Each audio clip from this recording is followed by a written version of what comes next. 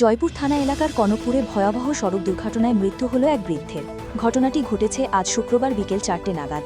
DDC নির্মাণ সংস্থা TR051569 নম্বরের একটি ট্রিপার পাথরকুয়ারি থেকে স্যান্ড গ্রেভেল লোড নিয়ে জয়পুর অভিমুখে আসছিল। ট্রিপারটি যখন কনকপুরে জ্ঞানজ্যোতি স্কুলের সম্মুখে পৌঁছায়, ঠিক তখনই বাড়ি থেকে বেরিয়ে রাস্তায় আসেন রিয়াজউদ্দিন নামের বছর 60-এর স্থানীয় এক বৃদ্ধ। এমন সময় একটি স্পিড ব্রেকারের সম্মুখে হঠাৎ ব্রেক কষায়, রাস্তার ওপরেই বৃদ্ধকে ধাক্কা মারে এবং লোড ট্রিপারটি উল্টে রাস্তার পাশের নালায় গিয়ে পড়ে। ট্রিপারের নিচেই চাপা পড়ে মৃত্যু হয় রিয়াজউদ্দিনের। স্থানীয় মানুষের অভিযোগ, ট্রিপারের চালক নাকি মাদকাসক্ত ছিল।